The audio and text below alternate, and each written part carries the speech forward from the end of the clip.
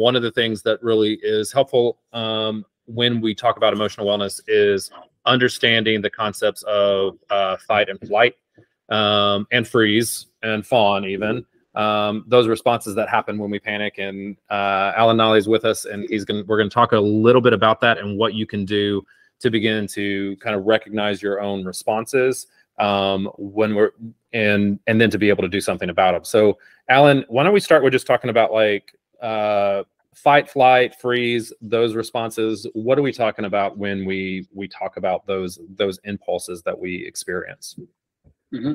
So fight or flight and freeze, fawn, and the other ones are primarily the physical changes that happen with our bodies when we experience something scary, something threatening, something that we're not really sure what to do about. And then so we get these bodily changes. Usually the most common cues are rapid breathing. So your heart rate goes up, your breathing goes up, you're getting more scared, you're getting more nervous. So you could tell with your body is changing and it's having these effects. And that's primarily what the fight or flight response is your body giving you those signs of, hey, something's wrong, something's going on, we need to do something about it. What are we going to do? So traditionally, the most historically popular ones are fight and flight. So flight obviously being running away, fleeing the situation, getting away from whatever is causing those bodily changes, that scared feeling. And then there's fight, obviously, tackling it head on, literally fighting in some situations if that's the situation going on. So this can be another person, an aggressive animal. In North Carolina, I think snakes are a big one out here, where that can trigger a fight or flight response. 100%. So we're out in the driveway, we're just flight cleaning a car, and then you see the snake come out, and we're like, and it hits. So you feel that heart rate go up, you feel the breathing going on, and it's like, what are we going to do? Are we going to run away? Are we going to get that snake? Are we going to shoo it away? Are we going to try to get it with a stick and fling? And then that's the fight or flight response, is our body having that change and us having to decide, what are we going to do about it? Yeah, I think that's a great description of it, in part because I think you're bringing it back to what the primal, that instinct is, right? Because a lot of times, not as much anymore, but it still can affect us now when we are physically in danger, right? But it was useful when we lived in societies and communities where physical danger was more present all the time, when we had to survive in the elements, when we had to survive from wild animals, right? Like those type of things, those instincts are there. But now often they're also linked to emotional dangers and emotional triggers as well. And so those instincts can still come up. And sometimes we do both of them, but a lot of times we lean more into one than to the other. And so I think it's important to recognize the link between emotional threatening situations and physically threatening situations, that our physical bodies tend to respond in a similar way to both, right? We have a fight or flight response when we are both kind of sets of dangers, if you will. Absolutely. Yeah. So can you think of through like just some examples of those emotional threats that you commonly see in clients or in general, but like when you're seeing clients, like what are some of the common things that trigger people's emotional fight or flight response? So I work with a lot of teenagers, young adults, a lot of college students and kids who go to school. And as we, a lot of us as adults know, school can be a very, emotionally threatening thing for a lot of our kids and teens out there.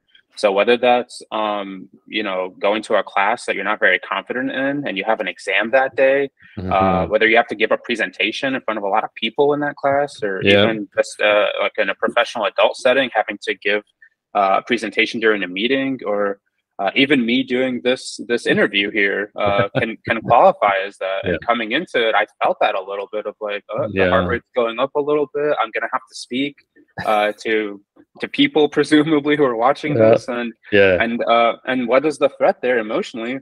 For me, in those other examples, it can be kind of different. I think generally across the board, we want to present pretty well.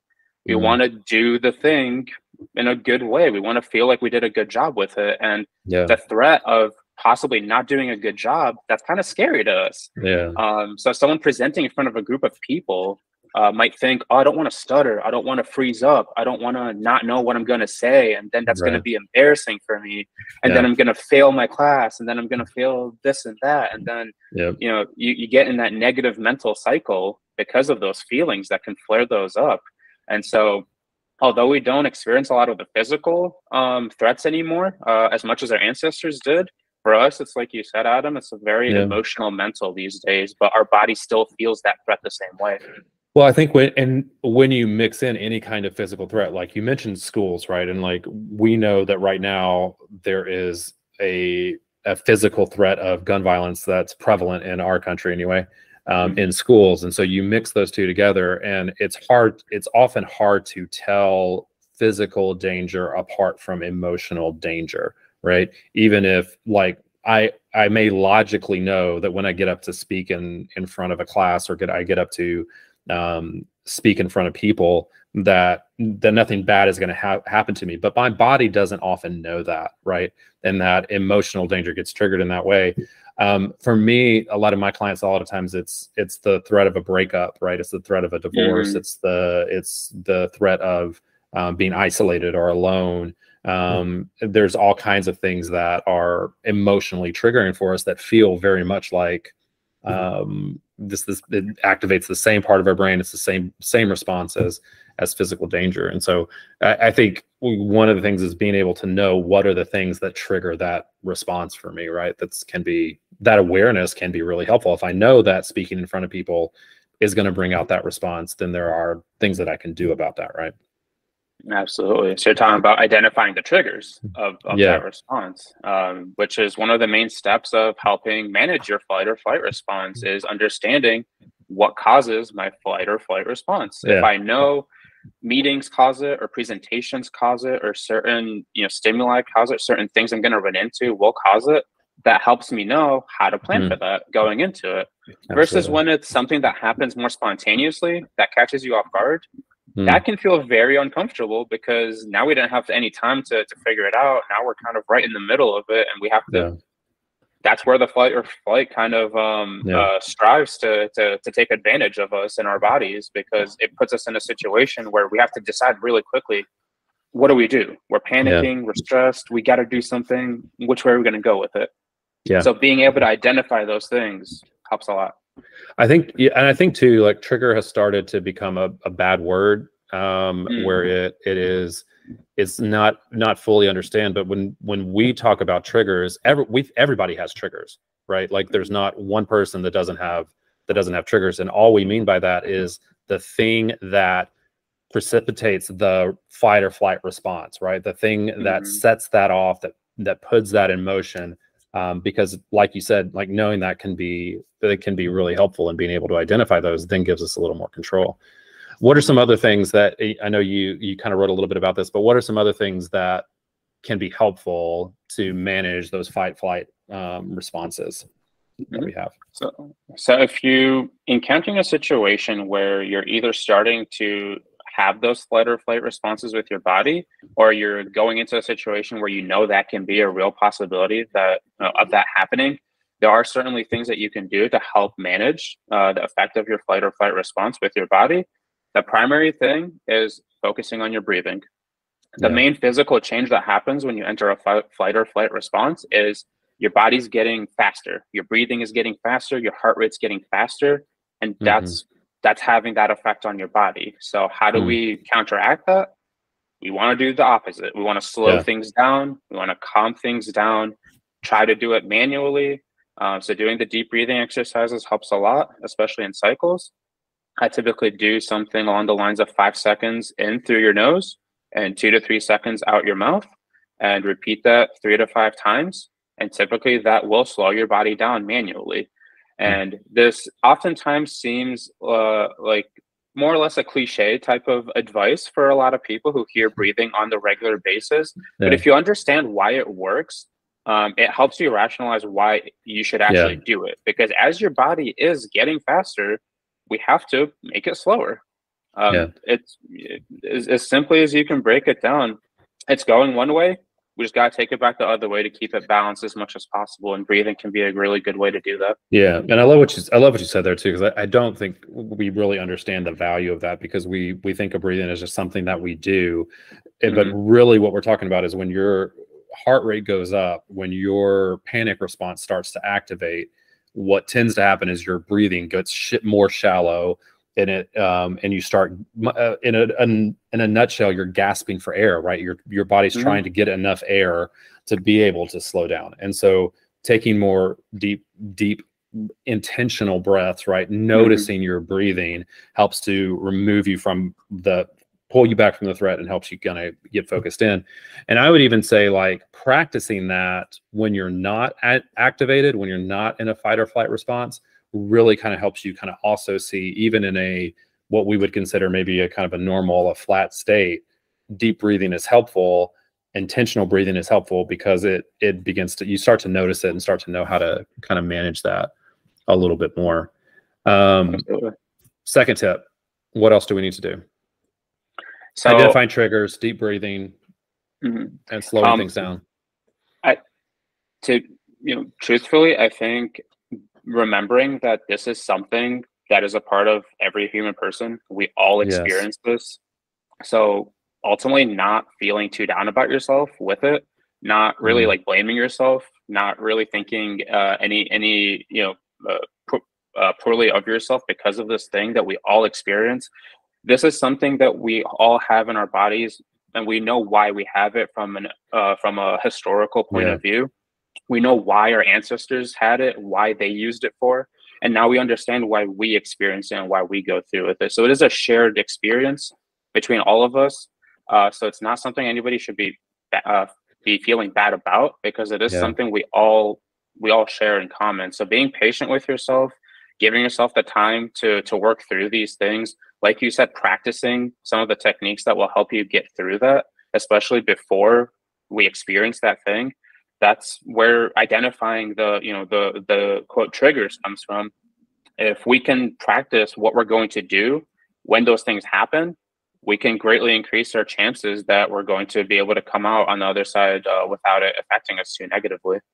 Yeah, I think that's great. I think that what you're talking about is just some normalization of what we are experiencing.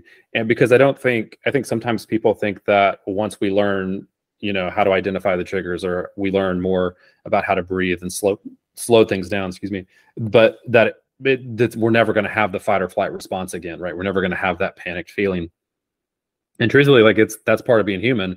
And so no matter how much we know about it, we're going to have those responses. And so we need to know what to do when we have those responses, and being able to understand what is happening to us, rather than it sending us into some kind of anxiety or panic spiral, or handling it in a way that we don't want to handle it.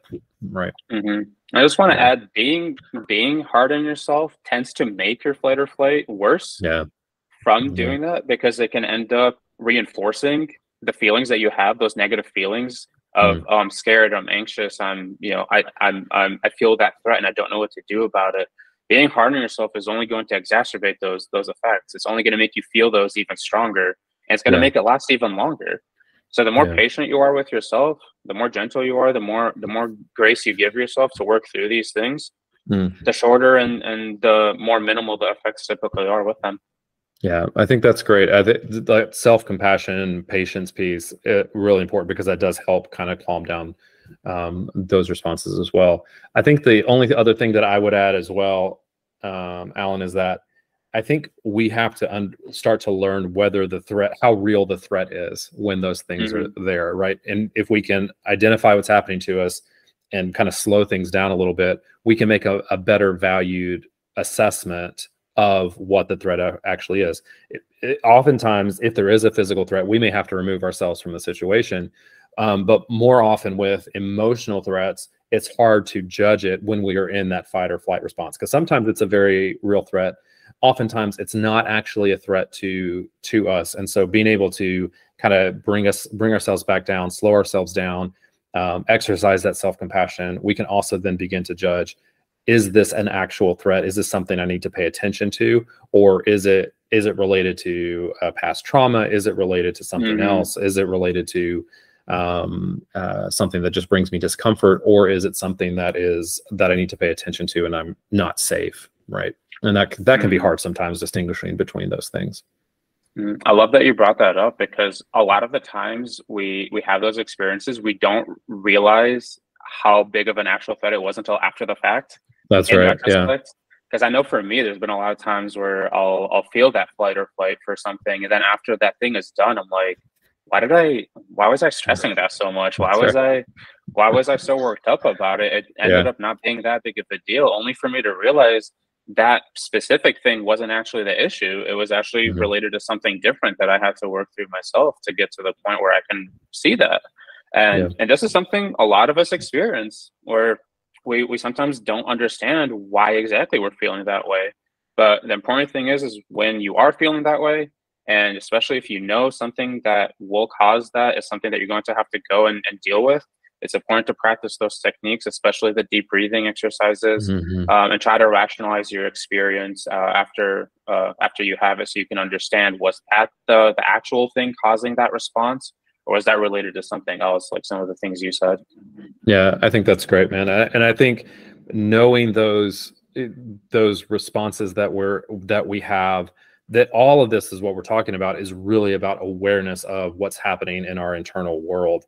And so that's the thing that I would say to everybody as well, is like, when you're thinking through these things, raising your own awareness is vitally important to your triggers, to your breathing, to your responses, to what the threat is. And when you don't know those things, therapy is a great place to kind of get into it and start to help you understand.